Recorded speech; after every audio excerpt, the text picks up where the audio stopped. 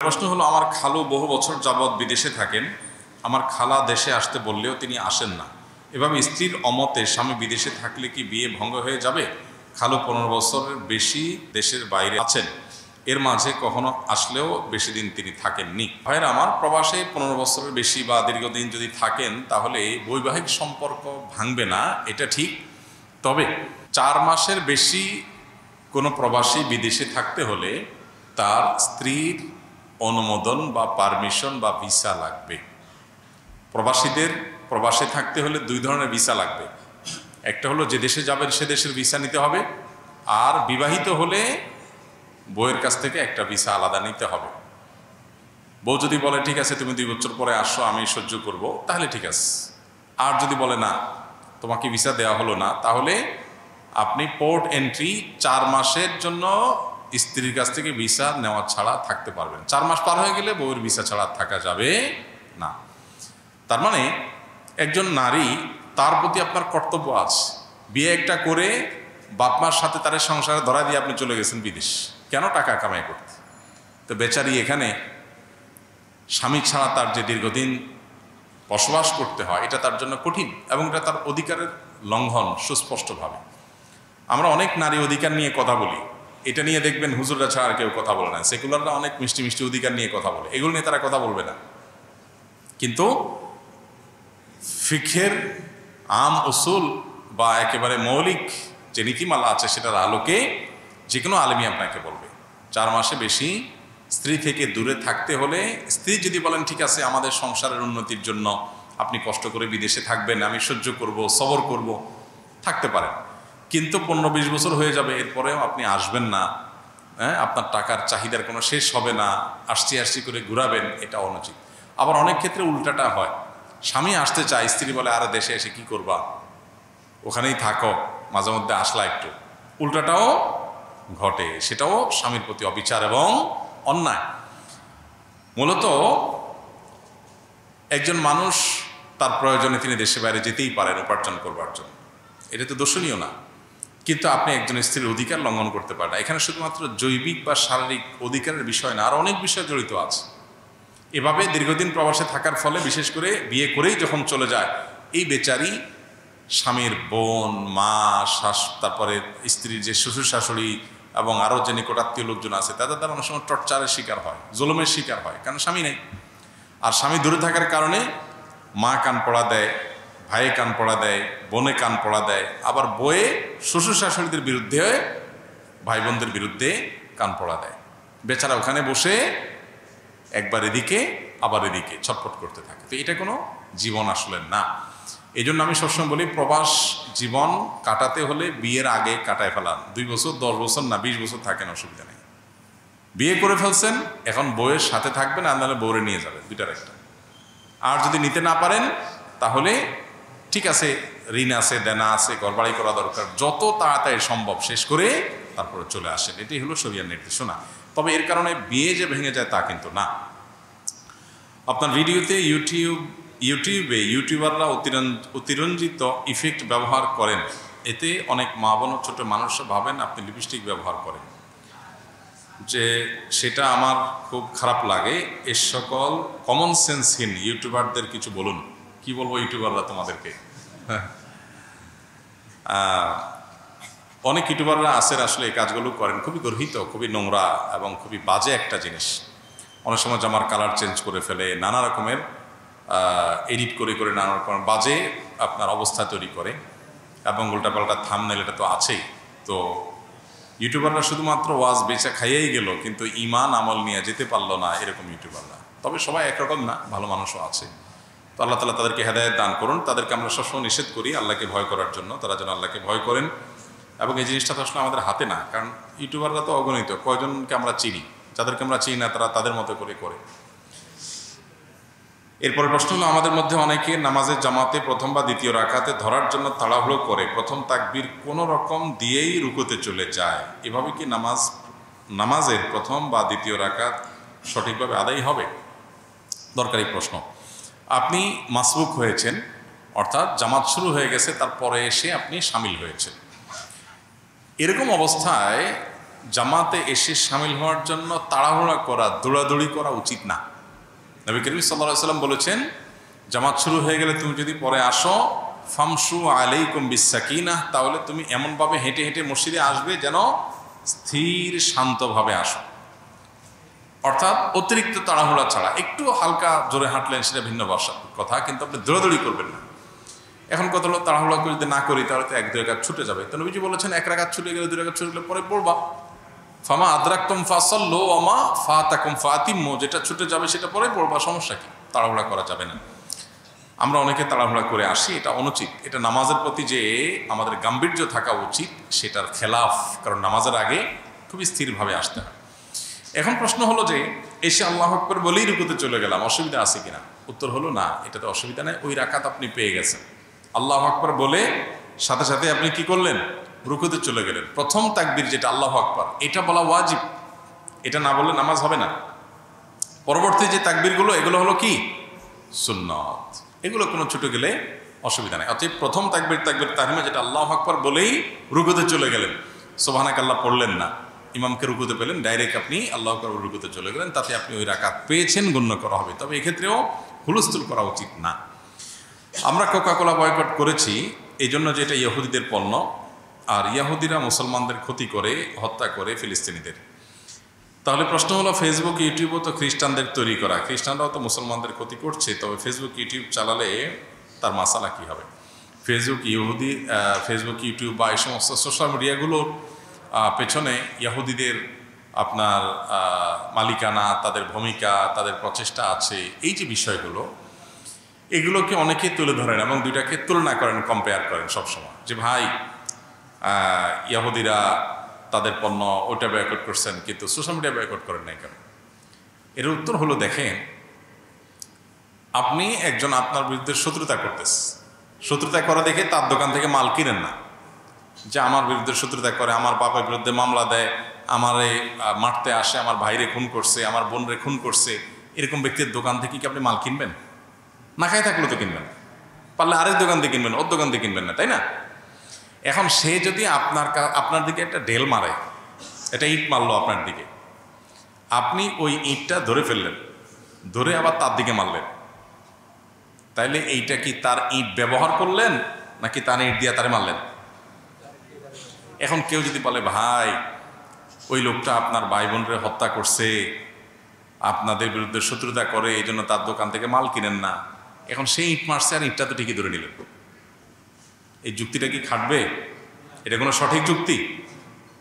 ভাই তার দোকান থেকে মাল কিনেন না, কিন্তু ইট মারছে আর ইটটা তো ঠিকই ধরে ফেললেন, এটা ধরছেন কেন? এটা তো আপনার ছেড়ে দেওয়া উচিত ছিল, এটারও বয়কট করা উচিত ছিল। এই কথাটা কি যৌক্তিক? ভাই এই ইট, এটাকে যদি আমি বয়কট করি তাহলে আমার গায়ে লাগবে, আর এটা ধরে যদি উল্টা তার দিকে মারি তাহলে আমি তাকে পরাস্ত করলাম। এটা তার জিনিস ব্যবহার করা না, এটা তার জিনিস তার বিরুদ্ধে ব্যবহার করা। এখন ফেসবুক ইউটিউবে একজন মুসলমান ইসলামের কথা বলে, ইসলামের বিরুদ্ধে ষড়যন্ত্রের জবাব দেয়, তাহলে যেটা দিয়ে ইসলামের ক্ষতি করতে চাচ্ছে সেটা দিয়ে আমি ইসলামের পক্ষে কাজ করলাম। এটা হলো ইট মারা, ইটকে ধরে আমি উল্টা ব্যবহার করলাম, সেরকম হলো। ইন্নামাল আমালু বিন্নিয়াত, আপনি কোন কাজ কেন করছেন, উদ্দেশ্য কি, সেটার উপর নির্ভর করে সেই কাজের ভালো মন্দ হওয়াটা। অতএব এইভাবে যদি আমরা দেখি তাহলে দেখা যাবে যে আপনি যদি এই সমস্ত সোশ্যাল মিডিয়ার ব্যবহার করে দিনের প্রচারে কাজ করেন, দিনের বিরুদ্ধে যে সমস্ত ষড়যন্ত্র প্রপাগান্ডা আছে সেগুলোর বিরুদ্ধে আপনি ভূমিকা রাখেন, তাহলে এটা হবে ওই যে মারা ইটকে পাল্টা মারার মতো, যে তাদের জিনিস দিয়ে তাদেরকে আমি মোকাবেলা এবং পরাস্ত করার চেষ্টা করলাম, বিষয়টা সেরকম হবে। কিন্তু আপনি যদি সেখানে গিয়ে ইটিস পিটিস করেন, আগ্রম বাগ্রম করেন, বেহুদা কাজ কাম করেন, তাহলে আপনি অবশ্যই আপনার জন্য এটা বয়কট করা উচিত এবং কর্তব্য। আপনি তাদেরটাকে প্রমোট করছেন। এরপর প্রশ্ন হলো, আমি মুজাহিদ যশোর মনিরামপুর থেকে, আমার প্রশ্ন হলো, বর্তমানে অনলাইন জুয়ার প্রভাব বেড়েই চলেছে, বিশেষ করে গ্রামের বেশিরভাগ মানুষ দেখা যায় এই অনলাইন জুয়ার গেমের সাথে সম্পৃক্ত। এই গেম বা জুয়া নতুন প্রজন্মকে ভয়ানক হুমকির মুখে ফেলবে। এমত অবস্থায় এই জুয়া বা গেম প্রতিরোধ করার কোনো উপায় আছে কিনা? এবং এটা প্রতিরোধ করার জন্য রাষ্ট্র থেকে কোনো পদক্ষেপ নিতে পারে কিনা? অবশ্যই নিতে পারে এবং রাষ্ট্রের অনেক কিছু করার আছে। খুবই দুর্ভাগ্যজনক একটা বাস্তবতা এবং এটা খুবই গুরুত্বপূর্ণ প্রশ্ন। অনলাইন জুয়া এখন ভরে গেছে। আমাদের দুর্ভাগ্য, যে সমস্ত খেলোয়াড়দের, ক্রিকেটারদের, তথাকথিত তারকাদেরকে সাধারণ মানুষ মাথায় তুলে নাচে, তারা অনেকে তাদের ব্যাটে, তাদের গেঞ্জিতে, জার্সিতে বিভিন্নভাবে তারা এই সমস্ত অনলাইন বেটিং সাইটের অ্যাডভার্টাইজমেন্ট করে, অনলাইন জুয়ার অ্যাডভার্টাইজ তারা করে। এই অনলাইন জুয়ার কারণে কত সংসার শেষ হয়ে যাচ্ছে, কত তরুণীর জীবন ধ্বংস হয়ে যাচ্ছে, সেটা বলে শেষ করা যাবে না। আমার দেশে অনেক চ্যানেল এগুলোকে প্রত্যক্ষভাবে প্রচার প্রসার করছে এবং এগুলোর সাথে জড়িত। এই যে বেটিং সাইটগুলো, এই বেটিং সাইটগুলো ব্যবহার করে উপার্জন করলে সেটা পরিষ্কারভাবে হারাম। আল্লাহ রাব্বুল আলামিন কোরআনে কারীমে পরিষ্কারভাবে বলেছেন যে ইন্নামাল খামরু ওয়াল মাইসিরু ওয়াল আনসাবু ওয়াল আজলামু রিজসুম মিন আমালিশ শাইতানি ফাজতানিবু। জুয়া সম্পর্কে আল্লাহ তাআলা পরিষ্কারভাবে বলেছেন যে এটা শয়তানের কর্মকাণ্ড, শয়তানের কর্মকাণ্ড। আল্লাহ রাব্বুল আলামিন মাইসির বা জুয়াকে পরিষ্কারভাবে হারাম করেছেন। এই জন্য জুয়ার মাধ্যমে উপার্জন করলে সেটা পরিষ্কারভাবে হারাম। ইসলাম মানুষকে পরিশ্রম করে সমাজের মানুষের প্রতি অবদান রেখে উপার্জন করতে বলে। সহজে বিনা পরিশ্রমে শর্টকাট ওয়েতে বড়লোক হওয়ার কোনো পথ ইসলাম সমর্থন করে না। যদি কেউ সেই পথে যায়, সে হারাম উপার্জন করল।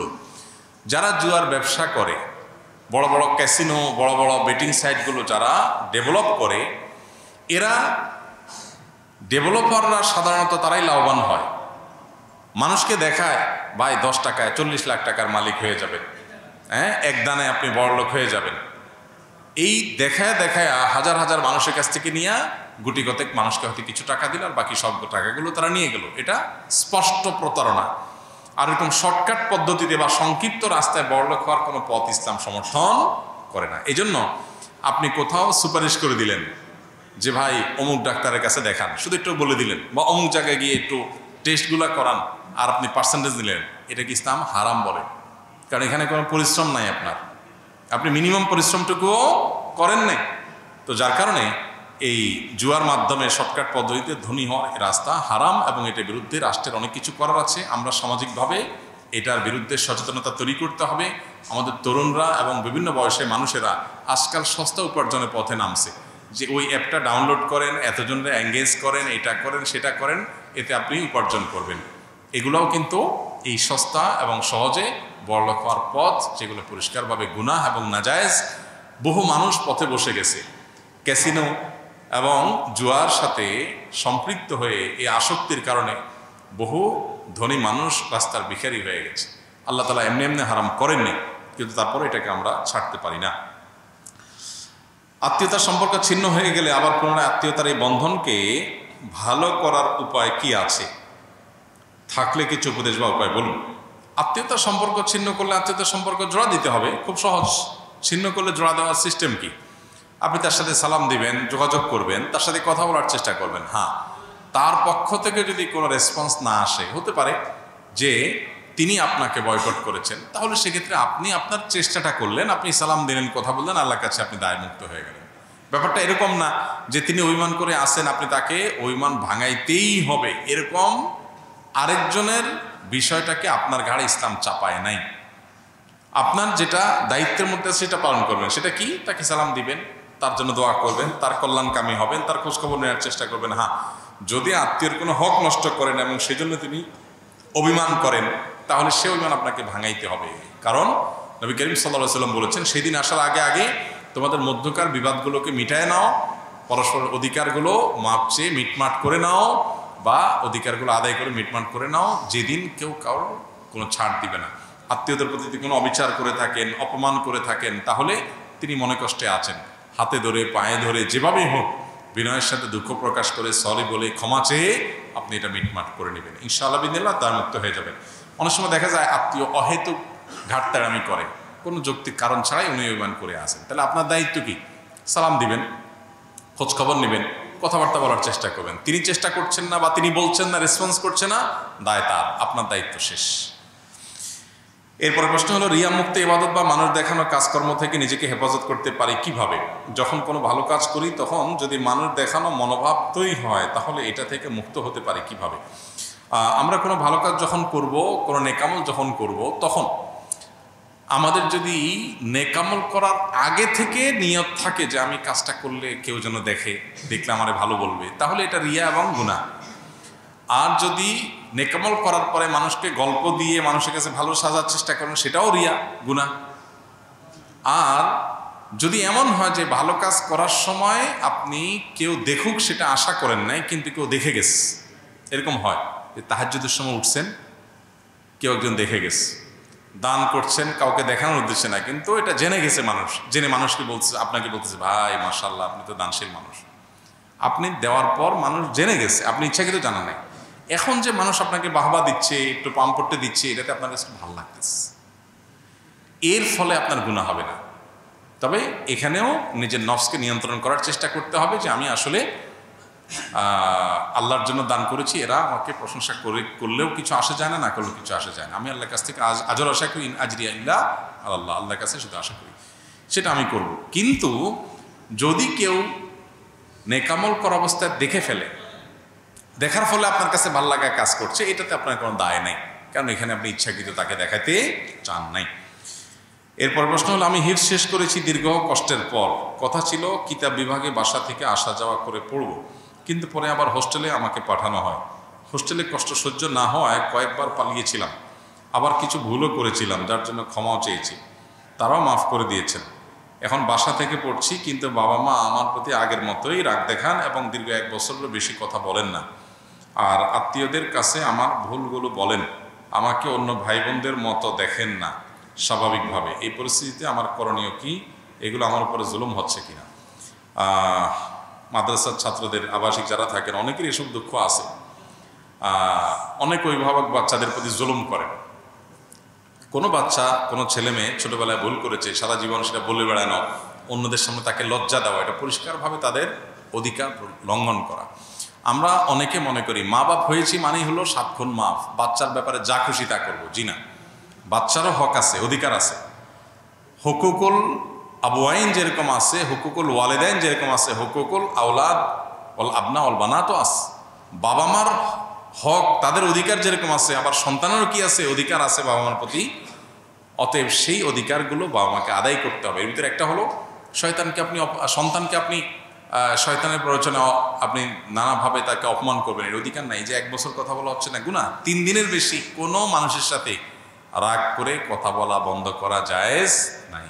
নবী সাল্লাল্লাহু আলাইহি ওয়াসাল্লাম বলেছেন, লা ইয়াহিল্লু লিমুসলিমিন আন ইয়াহজুরা আখাহু ফাওকা সালাসি লায়াল। 3 দিনের বেশি কারোর সাথে সম্পর্ক ছিন্ন করা জায়েজ নাই। 3 দিন করতে পারেন। আপনার রাগ হয়েছে, অভিমান হয়েছে, ঠিক আছে, আপনি সাথে সাথে কথা বলতে হবে জরুরি না, রাগটা একটু কমুক 3 দিন। 3 দিনের পরে আর কন্টিনিউ করতে পারেন না। 3 দিনের পর আপনাকে কথা বলতে হবে। হ্যাঁ, 3 দিনের পর আপনার পুরোপুরি কথা বলতে ইচ্ছা করতেছে না, হতে পারে, তো শুধু সালাম দেন, শুধু খোঁজখবর নেন, ইশারা ইঙ্গিতে হালকা কথা বলেন, একটু স্বাভাবিক হন আস্তে আস্তে, কিন্তু এর বেশি না।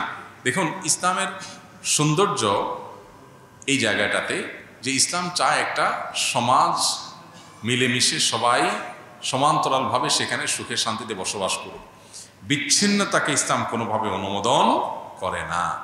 এজন্য আমাদের সুস্থ থাকবার প্রয়োজনে আমাদেরকে দিন পালন করতে হবে। আপনি মানসিকভাবে সুস্থ থাকতে পারবেন। অতএব এই 1 বছর ধরে যে বাবা কথা বলছেন না, এটা তারা অন্যায় করছেন, এবং কথায় কথা যে অপমান করছেন, তারা না বুঝে বলছেন। যে ভাই প্রশ্ন করেছেন, আলেম হয়ে মা বাপকে বোঝাবেন, অন্য আলেমদেরকে দিয়ে বোঝাবেন, আল্লাহ তাআলা তাদেরকে হেদায়েত দান করেন এবং তাদেরকে ক্ষমা করে দিতে হবে। একজন মুসলিম হিসাবে আল্লাহ তাআলা, রাসূল সাল্লাল্লাহু আলাইহি ওয়াসাল্লাম, সাহাবায়ে কেরাম এবং কোরআনের প্রতি আমাদের কি আকীদা থাকা উচিত? এটা তো ছোট্ট লেখায় অনেক বড় কথা বা অনেক বেশি কথা বলার মতো, অনেক বড় উত্তর এটার। তো আমরা যদি খুব সংক্ষেপে বলি তাহলে বলবো, আল্লাহ তাআলা সম্পর্কে আমাদের যে বিশ্বাস থাকতে হবে, ঈমান থাকতে হবে, সেটা হচ্ছে আল্লাহ তাআলা আমাদের সৃষ্টিকর্তা। তিনি আমাদের সৃষ্টি করেছেন, তিনি ছাড়া যা আছে সবই তার সৃষ্টি, এবং তিনি আমাদের পালনকর্তা। তিনি ছাড়া যা আছে সব কিছু তিনি লালন পালন করেন এবং সবাই তার উপর নির্ভরশীল।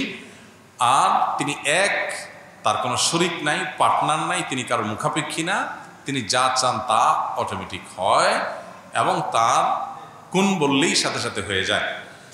তার কোনো পরিবারের প্রয়োজন নাই, তিনি স্ত্রী সন্তান থেকে পবিত্র এবং তিনি অনাদি অনন্ত, তার শুরুও নাই শেষও নাই। আল্লাহ রাব্বুল আলামিন সম্পর্কে ঈমান আনার জন্য আরও বহু পয়েন্ট আছে আকীদার কিতাবগুলোতে। ডক্টর আব্দুল্লাহ জাহির রাহিমাহুল্লাহর ইসলামী আকীদা বইটা পড়তে পারেন বিস্তারিত এটার জন্য। আর এর পাশাপাশি রাসূল আকরাম সাল্লাল্লাহু আলাইহি সাল্লাম সম্পর্কে আমাদের বিশ্বাস হবে যে মুহাম্মদ সাল্লাল্লাহু আলাইহি সাল্লাম তাকে আল্লাহ তাআলা তার দূত করে আমাদের কাছে পাঠিয়েছেন, আল্লাহর আদেশ এসে সবগুলো তার মাধ্যমে দিয়েছেন, এবং তিনি যা বলেছেন আল্লাহ কোরআনে সার্টিফিকেট দিয়েছেন, মা ইয়ানতিকু আনিল হাওয়া ইন হুয়া ইল্লা ওয়াহয়ুন ইউহা। নবীজি নিজে থেকে কিছু বলেন নাই, যা বলেছেন, দেখুন ইয়ানতিকু বলেছেন আল্লাহ তাআলা, ইউহাদ্দিসু বলেন নাই। এখানে গুরুত্বপূর্ণ একটা বিষয় আছে। আল্লাহ বলেছেন মা ইয়ানতিকু আনিল হাওয়া। এই যে নাতাকা ইয়ানতিকু, এই শব্দের অর্থ হলো, নুতক শব্দের অর্থ হলো যা কিছু মুখ দিয়ে উচ্চারণ করে মানুষ, এটাই নুতক। কিন্তু হাদ্দাসা ইউহাদ্দিসু হলে কথা বলা হয়। আল্লাহ বলেন নাই মা ইউহাদ্দিসু আনিল হাওয়া, নবীজি মন থেকে কোনো হাদিস বলেন না, এটা আল্লাহ বলেন নাই। আল্লাহ বলেছেন মা ইয়ানতিকু আনিল হাওয়া, নবীজি দুই ঠোঁট দিয়ে কিছুই উচ্চারণ করেন না, ইন হুয়া ইল্লা ওয়াহয়ুন ইউহা, যাই উচ্চারণ করেন সেটা কি? ওহী। এই জন্য নবী সাল্লাল্লাহু আলাইহি ওয়াসাল্লাম বিশ্বাস করতে হবে তিনি আল্লাহর রাসূল, আল্লাহর পক্ষ থেকে তার কাছে কি আসে? ওহী আসে, এবং সে ওহীর আলোকেই তিনি আমাদেরকে দিক নির্দেশনা করেন। তাকে আল্লাহ তাআলা ভুল থেকে পরিচ্ছন্ন রেখেছেন, পবিত্র রেখেছেন। তিনি আল্লাহ তাআলা তিনি এবং সমস্ত নবী রাসূলদেরকে ভুলের ঊর্ধ্বে রেখেছেন, এবং আল্লাহ তাআলা তাদের দিয়ে কোনো গুনাহ হতে দেন নাই, সকল প্রকার গুনাহ থেকে মুক্ত আল্লাহ তাআলা তাদেরকে রেখেছেন। এবং মুহাম্মদ সাল্লাল্লাহু আলাইহি সাল্লাম সম্পর্কে আরও অনেক বিষয় আছে আকীদার এবং ঈমানের, সেগুলো ডিটেইল আকীদার কিতাবগুলো থেকে জানতে হবে। সাহাবায়ে কেরাম সম্পর্কে আমাদের আকীদা থাকতে হবে, বিশ্বাস থাকতে হবে। ব্যক্তিগতভাবে কোনো সাহাবী থেকে কোনো ভুল হতে পারে, কোনো সাহাবী কোনো ভুলে লিপ্ত হয়েছেন, হতে পারে, এবং এটা ঘটেছে। কিন্তু সামষ্টিকভাবে সাহাবায়ে কেরাম সত্যের মাপকাঠি। এটা আহলে সুন্নাত জামাতের খুব কমন একটা আকীদা, একেবারে আকীদার বেসিক বিষয়। সব আকীদার কিতাবগুলোতে আছে যে সাহাবায়ে কেরাম তাদের সম্মিলিত সিদ্ধান্ত বা তাদের সামষ্টিক যে অবস্থান, সেটা উম্মার জন্য অবশ্য পালনীয়। কোরআন এবং হাদিসের ব্যাখ্যা গ্রহণ করতে হবে সাহাবায়ে কেরামের সামষ্টিক যে ব্যাখ্যা আছে, বুঝ আছে, সেটার আলোকে। এই জন্যই এই সত্যের পথধারী জান্নাতি এই আপনার সম্প্রদায় বা জামাতের নাম হলো আহলুস সুন্নাতি ওয়াল জামাআতি, অর্থাৎ সুন্নাতের অনুসারী এবং ওই যে সাহাবায়ে কেরাম, জামাত বলতে জামাতে সাহাবায়ে কেরামের অনুসারী। শিয়াদের থেকে, বহু বাতিল ফিরকা থেকে হক এবং সত্য পথের পথযাত্রীরা এই একটা নাম দিয়ে আলাদা হয়ে যায়, আহলুস সুন্নাতি ওয়াল জামাআত। এই জন্য সাহাবীদেরকে সত্যের মাপকাঠি সামগ্রিকভাবে মনে করা, ব্যক্তিগতভাবে কোনো সাহাবী ভুলের ঊর্ধ্বে না, কোনো ব্যক্তিগতভাবে সাহাবীর ভুল হতে পারে, এটা বিশ্বাস করা জরুরি।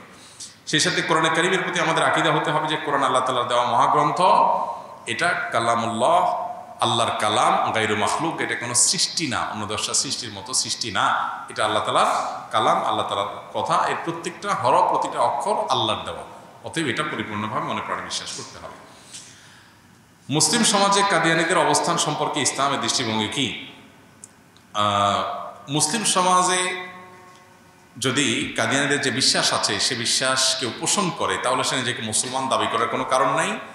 কারণ মুহাম্মদ সাল্লাল্লাহু আলাইহি ওয়াসাল্লাম আল্লাহর শেষ নবী এবং রাসূল, এই কথার বিশ্বাস করা এটা ঈমানের গুরুত্বপূর্ণ একটা অনুষঙ্গ। এটা বিশ্বাস না করলে কেউ মুসলমান হতে পারে না। মুসলমান হতে হলে বিশ্বাস থাকতে হবে যে মুহাম্মদ সাল্লাল্লাহু আলাইহি ওয়াসাল্লাম আল্লাহর সর্বশেষ নবী এবং রাসূল। কারণ নবী সাল্লাল্লাহু আলাইহি ওয়াসাল্লাম পরিষ্কারভাবে বলেছেন, ওয়া ইন্নাহু সায়াকুনু বা'দি কাযযাবুনা সালাসুন কুল্লুহুম ইয়াজআম আন্নাহু নবী ওয়া লা নাবিয়্যা বা'দি।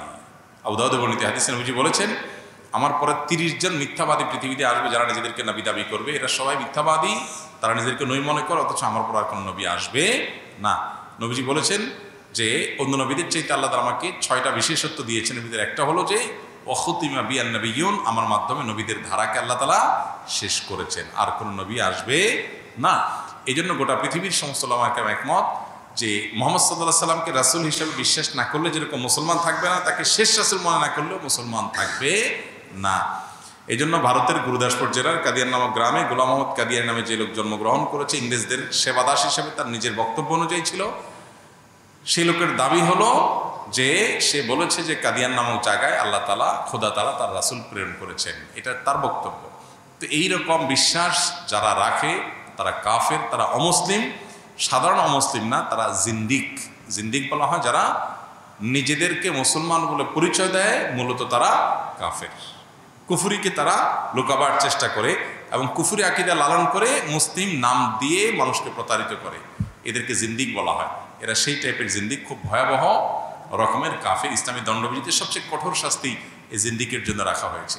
নবী সাল্লাল্লাহু আলাইহি ওয়াসাল্লামের সময় আসওয়াদ আনাসি সে ইয়ামানে নিজেকে নবুয়ত দাবি করেছিল, নবী দাবি করেছিল। নবী সাল্লাল্লাহু আলাইহি ওয়াসাল্লাম তার বিরুদ্ধে যুদ্ধের ঘোষণা করেছেন এবং তাকে শেষ করা হয়। মুসাইলামাতুল কাজ্জাব নবুয়ত দাবি করেছে। আবু বকর রাদিয়াল্লাহু তাআলার নেতৃত্বে সাহাবীদের একটি দল তার সঙ্গে যুদ্ধে লিপ্ত হয়ে তাকে শেষ করে। অর্থাৎ নবী সাল্লাল্লাহু আলাইহি ওয়াসাল্লাম পরে আর কোন নবী রাসূলের বিশ্বাস কেউ পোষণ করলে সে মুসলমান না, সে অমুসলমান, কাফের। এরা নিজেদেরকে আহমদী মুসলিম জামাত বলে আমাদের সমাজে পরিচিত করে। আপনার নিকট আমার প্রশ্ন হলো, আত্মহত্যাকারী ব্যক্তি কি মুনাফিকের চেয়ে বেশি গুনাহগার হবে কিনা? আমি অনেক বেশি ঋণে জর্জরিত। এত পরিমাণ ঋণ যা শোধ করার মতো আমার কোনো সম্পদ নেই যা বিক্রি করে ঋণ পরিশোধ করতে পারি। একে তো ঋণ পরিশোধ করতে বারবার ওয়াদা দিয়েও পরিশোধ করতে ব্যর্থ হচ্ছি, যা মুনাফিকির শামিল। এই মুনাফিকি থেকে আত্মহত্যা আমার কাছে উত্তম মনে হচ্ছে। যে ভাই প্রশ্ন করেছেন, প্রথমত তার তওবা করা উচিত। শয়তান তাকে বড় ধরনের ধোঁকা দিচ্ছে। আপনি যে মুনাফিকির কথা বলেছেন, বারবার টাইম দিচ্ছেন, টাইম রক্ষা করতে পারছেন না, এটা মুনাফিকই হচ্ছে, কারণ মুনাফিক ওয়াদা রক্ষা করে না। ঠিক আছে, এই মুনাফিককে বলা হয় মুনাফিকে আমলি। মুনাফিক দুই প্রকার, একটা মুনাফিকে ইতিকাদি আর একটা মুনাফিকে আমলি। মুনাফিকে ইতিকাদের কারণে খারিজ আনিল মিল্লাহ, ইসলাম থেকে খারিজ হয়ে যায়, মানুষ কাফের হয়ে যায়। মুনাফিকে আমলি যাকে বলা হয়, তার ভেতরে ঈমান আছে, কর্মে ত্রুটি আছে, এটাকে মুনাফিকে আমলি বলা হয়। আর আরেকজনের উপর দিয়ে নামাজ কালাম পড়ে ভেতরে ঈমান নাই, এটা হলো ইতিকাদি মুনাফিক, এটা হলো বেঈমান। তো এই রকম মুনাফিকই আমাদের মধ্যে অনেকের মধ্যেই আছে। এটার কারণে সে কাফের হয়ে যায় না। এটার চাইতে আত্মহত্যা বহুগুণ বড় অপরাধ। আত্মহত্যা কত জঘন্য অপরাধ! স্বয়ং নবী করিম সাল্লাল্লাহু আলাইহি ওয়াসাল্লাম বলেছেন, আত্মহত্যাকারী ব্যক্তি স্থায়ী জাহান্নামী হবে, জাহান্নামে চিরকাল থাকবে। মুহাদ্দিসদের অনেক মুহাদ্দিসরা ব্যাখ্যা করেছেন যে সে নিজেকে এটাকে যদি বৈধ মনে করে, হালাল মনে করে, তাহলে সে কাফের হয়ে যাবে, এই জন্য সে চিরকাল থাকবে। কিন্তু চিরকাল থাকবে এই কথা হাদিসে পরিষ্কারভাবে বলা আছে, যদি কেউ আত্মহত্যা করে মারা যায়। এই জন্য আত্মহত্যা করে মুসলমান করতে পারে না। এই যে কষ্ট হচ্ছে, ঋণে জর্জরিত হয়ে গেছেন, দিতে পারছেন না, মানুষের কাছে ছোট হচ্ছেন, পালায় বেড়াইতে হচ্ছে, এই যে কষ্ট হচ্ছে, তারপর আত্মহত্যা করছেন না, এটাই হলো পরীক্ষায় জিতে যাওয়া। আর যদি আপনি আত্মহত্যা করেন তাহলে আপনার দুনিয়াও বরবাদ, আখিরাতে বরবাদ, খাসিরাত দুনিয়া ওয়াল আখিরা। কারণ আত্মহত্যা কেন করবেন? আত্মহত্যা করবেন এই জন্য যে দুনিয়ার কষ্ট সহ্য হচ্ছে না, বাঁচার জন্য। তা আত্মহত্যা করলে কি বেঁচে যাবেন? আসল মরবেন। আত্মহত্যা করলে যদি জাহান্নামে যান, তাহলে জাহান্নামের শাস্তিটা কি দুনিয়াতে দেনাদারদের চাপের চেয়ে কি কম না বেশি? তাহলে এটা কোনো বুদ্ধিমানের কাজ হতে পারে না। আপনি যত কষ্টই হোক ধৈর্য ধারণ করবেন। কি হবে? মানুষ মারবে, গালিগালাজ করবে, জেল জুলুম হবে, এই তো সবর করবেন। এই সবরের বিনিময়ে আল্লাহর কাছ থেকে জান্নাত আশা করবেন। আর ঋণ পরিশোধ করার কোনো ব্যবস্থা নাই। ওকে, এরকম বহু লোক আছে যে ঋণ পরিশোধ করার মতো আপাত দৃষ্টিতে তার কোনো পথ খোলা নাই, সকল অ্যাসেট বিক্রি করলেও তার ঋণ শোধ হবে না, কিন্তু তাদেরও ঋণ একদিন শোধ হয়েছে। এরকম মানুষ বহু খুঁজলে পাওয়া যাবে। আজকে আপনি যে জায়গায় আছেন, আজ থেকে 20 বছর পরে ঠিক এই জায়গায় থাকবেন এরকম কোনো নিশ্চয়তা নাই। তো হতে পারে আল্লাহ তাআলা আপনাকে অনেক উপর উঠাই দিবেন, আল্লাহ শোধ করে দিবেন। আর যদি আপনি নাও পারেন, চেষ্টা যে করছেন, ত্রুটি ছিল না, আল্লাহর কাছে আপনি ইনশাআল্লাহ মুক্তি পেয়ে যাবেন। এই জন্য এই ভুল পথে কখনো পা বাড়ানো কোনো মুসলমানের জন্য জায়েজ নাই। খুব জঘন্য শাস্তির কথা বলা আছে, যে যেভাবে আত্মহত্যা করবে আখেরাতে তাকে সেভাবে শাস্তি দেওয়া হবে। যে গলায় ফাঁস দিয়ে আত্মহত্যা করবে, তার গলায় ফাঁস দিতে থাকা হবে। সে মরবে না, এখানে তো মরে গেছে, ওখানে মরবে না, শুধু ফাঁস দিয়ে দিয়ে তাকে টানা হবে। কেউ যদি উপর থেকে লাফ দিয়ে মারা যায়, তো তাকে ফেরেশতারা উপর থেকে ফেলতে থাকবেন একের পর এক। সে শাস্তি পেতে থাকবে, মরবে না, কষ্ট পেতে থাকবে। এভাবে যে যেভাবে আত্মহত্যা করে, এই জন্য কোনো মুসলমান কখনো আত্মহত্যা করতে পারেন। আল্লাহ বলেছেন, ওয়ালা ইয়াসমির রাহিল্লাহি ইল্লাল কওমুল কাফিরুন, আল্লাহর রহমত থেকে অবিশ্বাসী কাফের ছাড়া কেউ নিরাশ হতে পারে না, আশা ছাড়া যাবে না। দেয়ালে পিঠ থেকে গেছে, যাক, আল্লাহ তাআলা এরপরেও একটা পথ বের করতে পারেন, এই বিশ্বাস থাকতে হবে। এরপরে প্রশ্ন হলো, আমি জেনারেল লাইনের একজন ছাত্র, আমার কিছু প্রশ্ন ছিল। প্রশ্নগুলো হলো, জেনারেল লাইনে পড়া কোনো ছাত্র ইসলামের পথে চলার জন্য প্রধান দায়িত্বগুলো কি কি হতে পারে? খুব স্বাভাবিক বিষয়। আপনি জেনারেল লাইনে পড়ছেন, স্কুল কলেজে পড়েন, 5 ওয়াক্ত নামাজ ঠিকমতো পড়বেন, চোখের হেফাজত করবেন। ছেলে মেয়ে মিক্স এরকম প্রতিষ্ঠানে না পড়ে শুধু ছেলেদের জন্য ছেলেরা, মেয়েদের জন্য মেয়েরা যে প্রতিষ্ঠান আছে সেখানে পড়ার চেষ্টা করবেন। আর যদি মিশ্র প্রতিষ্ঠানে ইতিমধ্যে থাকেন তাহলে চোখের হেফাজত করার জন্য সংগ্রাম করবেন, যুদ্ধ করবেন। চরিত্র হেফাজত করা এখন কঠিন হয়ে গেছে। আমাদের তরুণদেরকে তাদের লাজুকতা, লজ্জাশীলতা এটাকে ধ্বংস করার জন্য পশ্চিমাদের হাজারটা ষড়যন্ত্র আছে। আমাদের তরুণদেরকে তথাকথিত প্রেম ভালোবাসার এই হারামে লিপ্ত হওয়ার জন্য নানাভাবে তাদেরকে উস্কানি দেওয়া হচ্ছে, নাটকে, সিনেমাতে, নোবেলে, উপন্যাসে, বিভিন্নভাবে সংস্কৃতির নামে, এমনকি শিক্ষা প্রতিষ্ঠানগুলোতেও এটাকে দোষের বিষয় মনে করা হয় না, এমন একটা পর্যায়ে নিয়ে যাওয়া হয়েছে। চরিত্র ভালো আছে, তার চরিত্রে কোনো কালিমা নাই, অপবিত্র হয় নাই, নোংরামিলা হয় নাই, বিবাহ বহির্ভূত কোনো সম্পর্ক কারোর সাথে কখনো করে নাই, এরকম যুবক, এরকম যুবতী এখন খুঁজে বের করা সোনার হরিণ হয়ে গেছে। রুম ডেটের মতো এরকম জঘন্য কালচার, যেটার কারণে বহু মেয়ে জীবন শেষ হয়ে গেছে, বহু ছেলের জীবন শেষ হয়ে গেছে, বহু মানুষ প্রতারণার ফাঁদে পা দিয়ে জীবন শেষ করে ফেলেছে। এই বিষয়গুলোকে আমাদের সমাজে স্বাভাবিক করে ফেলছে আজকাল এক শ্রেণীর সেলিব্রিটি, এক শ্রেণীর মানুষ পশ্চিমে এই সমস্ত কালচারগুলো আমদানি করছে। জেনারেল লাইনে পড়ুয়া ভাইদের জন্য সবচেয়ে বড় চ্যালেঞ্জের জায়গা হলো এইটা। আপনার নফল আমল, নফল দান, সাদকা, ওয়াজ নসিহত শোনা, দাড়ি রাখা, তাহাজ্জুদ পড়া, এগুলোর চাইতে গুরুত্বপূর্ণ বিষয় হলো আপনার চরিত্রে কালিমা লাগতে দিবেন না, আপনি কোনো হারাম সম্পর্কে জড়াবেন না, সকল ভালোবাসা জমিয়ে রাখবেন নিজের বৈধ জীবন সঙ্গীর জন্য। এটা হলো আপনার জন্য সবচেয়ে বড় চ্যালেঞ্জ। এই চ্যালেঞ্জে যদি আপনি জিততে পারেন, আপনার জান্নাতের পথ অনেকখানি আপনি অতিক্রম করে ফেললেন। আল্লাহ আমাদের তরুণদেরকে হেফাজত রাখার তৌফিক দান করুন। এরপরে প্রশ্ন হলো, আমি একজন আলেম হতে ইচ্ছুক, জেনারেল লাইনে থেকে আলেম হওয়ার কোনো পদ্ধতি বা কোনো পথ আছে কিনা, থাকলে দয়া করে জানাবেন। অনেক পদ্ধতি আছে, অনলাইনে, অফলাইনে, দীর্ঘ কয়েক বছরের জার্নি। এই জার্নিতে যদি আপনি যেতে পারেন, এই যাত্রায় যদি আপনি যেতে পারেন, আপনি ইনশাল্লাহ আলেম হওয়ার পথে অগ্রসর হতে পারেন।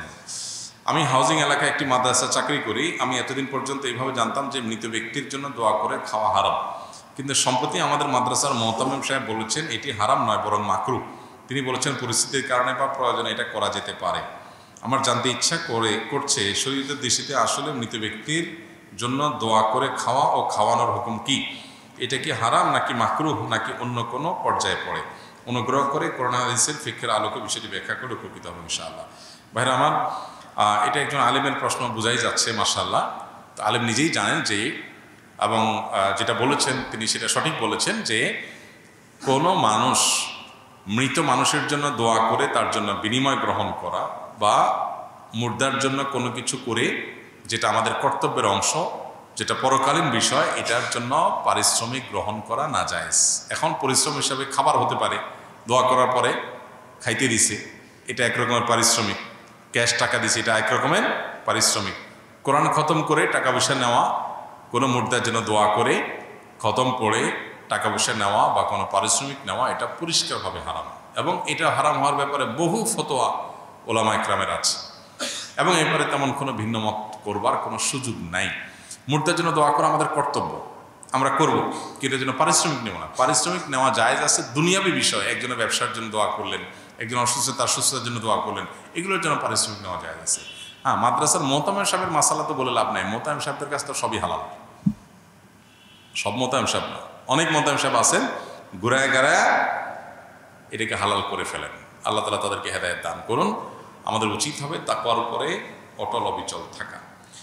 আমাদের সমাজে দেখা যায় অনেক মা বোনদের কাছে স্বর্ণ অলংকার থাকে যা শরীয়তের নেশাব পরিমাণ পৌঁছে যায়। কখনো শুধু স্বর্ণ, আবার কখনো স্বর্ণের সঙ্গে টাকা বা রূপা মিলে নেশাব পরিমাণ হয়, কিন্তু অধিকাংশ মা বোন বাস্তবে যাকাত বা কোরবানির আমল আদায় করেন না। বাস্তব পরিস্থিতি এমন যে তাদের নামে স্বর্ণ বা সম্পদ থাকলেও তা নিয়ে তারা নিজের ইচ্ছা মতো কিছু করতে পারে না, যেমন বিক্রি করা, কাউকে দেওয়া বা পরিবর্তন করা। পরিবারের পুরুষ সদস্যরা অনেক সময় এতে বাধা হয়ে দাঁড়ান। এক্ষেত্রে আমার জানার বিষয়, যদি কোনো নারীর উপরে সম্পূর্ণ মালিকানা প্রতিষ্ঠিত না হয়, তাহলে উক্ত সম্পদের যাকাত বা কোরবানির আমল না করলে তার গুনাহ হবে কিনা? দ্বিতীয়ত, দেনমোহরের টাকা যদি বছরের পরে বছর বাকি থাকে, তাহলে কি তা নেশাবের হিসাবেই ধরা হবে কিনা? প্রথম প্রশ্নটার উত্তর হলো, কোনো নারীর স্বর্ণ গহনার মালিক তিনি, কিন্তু সেখানে পুরুষরা বাধা দেন, বিক্রি করতে দেন না, বিভিন্ন কিছু করতে দেন না। এই যে অনধিকার চর্চা করে আমাদের সমাজে, একটা হলো বোঝাপড়ার ব্যাপার, নসিহার ব্যাপার, তার জন্য কল্যাণের পরামর্শ দেওয়া, সেটা একটা লেভেল পর্যন্ত আছে, কিন্তু আপনি রীতিমতো তাকে তার অধিকার খর্ব করছেন, স্বর্ণের মালিক তিনি তার ভাই বোনকে দিতে চাচ্ছেন বা কিছু বিক্রি করতে চাচ্ছেন, আপনি দিবেন না। এই যে গায়ের জোর খাটানো, এটা অন্যায়। কারণ সম্পদের ক্ষেত্রে যার সম্পদ এখতিয়ার সম্পূর্ণ তার। হ্যাঁ, আপনি স্বামী হিসেবে পরামর্শ দিতে পারেন, স্ত্রীর উচিত ভালো পরামর্শ গ্রহণ করা, কিন্তু জোর জবরদস্তি করার কোনো অধিকার নাই। এখন প্রশ্ন হলো, সম্পদ আপনার আছে, আপনি সেটাকে কোনোভাবে ব্যয় করতে পারেন না, আপনাকে করতে দেওয়া হয় না, এইটা যদি হয় তাহলে সেক্ষেত্রে এর জন্য দায়ী হবে যে বাধা দেয় সে। আর যদি আপনার কোনোভাবে জাকাত দেওয়ার স্কোপ থাকে, সুযোগ থাকে, অন্য কোনো টাকা থাকে, তাহলে সেটা দিয়ে আপনার জাকাত দিয়ে যেতে হবে। যদি স্বর্ণের মালিক আপনি হন, আপনার দখলে আছে, আপনি ব্যবহার করছেন, হয়তো বিক্রি করতে দিতে পারেন না, আরেকজনকে দিতে পারেন না, এটার জন্য বাধা সৃষ্টি করে, এই তো। এরপরও যদি জাকাত দেওয়ার মতো টাকা আপনার থাকে, আপনাকে জাকাত দিতে হবে। আর যদি জাকাত দেওয়ার মতো কোনো টাকা নেয়, এটা বিক্রি করতে দেয় না জবরদস্তি, তাহলে তো আপনি নিরুপায়। তাহলে দায়টা কার উপরে আসবে? যে আপনাকে বাধা দিচ্ছে তার উপরে। তবে এটা ঠিক গুরুত্বপূর্ণ মাসালা, কোনো মা বোনের স্বর্ণ বা রূপা নেশা পরিমাণ যদি থাকে, তাহলে তার উপরে কোরবানিও বর্তায়, আবার জাকাতও দিতে হবে। এখন প্রশ্ন হলো, জাকাত দিতে টাকা পাবে, ওই যে মোহরের টাকা পাবে সেখান থেকে দিবে। আর নাহলে স্বামীর কাছ থেকে খরচের জন্য চেয়ে নেয়, এটার জন্য চেয়ে নিবে। আবার কোনো ফ্যামিলিতে যদি স্বামী স্ত্রীর পক্ষ থেকে আদায় করে দেয়, তাহলেও সেটা আদায় হয়ে যাবে। আমার দেশে আসলে মহিলাদের স্বর্ণের মালিককে এটা ক্লিয়ার করা হয় না, এটা একটা ধোঁয়াশা, এটা খুব খারাপ জিনিস। পরিষ্কার বলে দিতে হবে স্ত্রীকে যে এটা মালিক তুমি, সো এটা জাকাত, এটার কোরবানি সব তোমার উপরে বর্তাবে। হ্যাঁ, আপনি আদায় করে দেন, ঠিক আছে, আমি তোমার পক্ষ থেকে আদায় করে দিলাম, কিন্তু স্বর্ণের মালিক তুমি, পরিষ্কার। এখন মুশকিল আমাদের দেশে মহিলারাও অনেকে বেবুঝা, এভাবে যদি শর্টকাট বলে দেয় এটা তোমার দিয়ে দিলাম, এটা তোমার, তখন স্ত্রী মাইন্ড করে, তার মানে কি তুমি আমার সব বুঝাই টুজাই দিচ্ছ কেন, কাহিনী কি, মাইন্ড করে। এটা আরেক মূর্খতা। সম্পদ এবং লেনদেন এটা ক্লিয়ার হইতে হয়। আরবিতে একটা প্রবাদ আছে, তাআমালুকাল আজানিবি ও তাআশারুকাল আকারিবি। আর্থিক লেনদেন হবে একদম অপরিচিত মানুষের মতো, ক্লিয়ার কাট, তাহলে আর কোনো ভেজাল থাকে না। প্রথম আপনার অতিরিক্ত মহব্বত করে, না না অসুবিধা নেই, তোমার আমার একই জিনিস, এই সমস্ত কথা প্রথম বলে, এরপরে ভেজাল লাগে। এই জন্য শরীয়ত ক্লিয়ার কাট করতে বলে। আর দেনমোহরের টাকা স্ত্রী যতদিন পর্যন্ত হাতে না পাবে, ততদিন পর্যন্ত ওইটার জাকাতও দিতে হবে না, ওইটা নেশাবে যুক্ত হবে না, এবং ওইটার উপরে কোরবানি আসবে না। কারণ এটা যদিও পাওনার টাকা জাকাতের মধ্যে কাউন্ট হয়, কিন্তু এটা হলো এমন পাওনা যেটাকে বলা হয় দাইনে মুআজ্জাল। এটা দাইনে মুআজ্জাল না, অর্থাৎ এই পাওনাটা হস্তগত হওয়ার আগ পর্যন্ত আসলে নিজের বলা যায় না, এটা আরেকজনের কাছে আছে। হ্যাঁ, আপনি একজনকে ধার দিয়েছেন, সেটা আপনি পাবেন, এটা দাইনে মুআজ্জাল, এটা আপনি নগদ তার কাছ থেকে পাওয়ার আশা আছে বা পাওয়ার পথ আছে। স্ত্রীর মোহর স্বামী দিচ্ছে না বহু বছর ধরে, এটা যতদিন পর্যন্ত স্ত্রীর হাতে না আসবে, ততদিন পর্যন্ত স্ত্রীকে এটার জাকাত দিয়ে যেতে হবে না, এবং এটার কারণে তারপরে কোরবানি করতে হবে।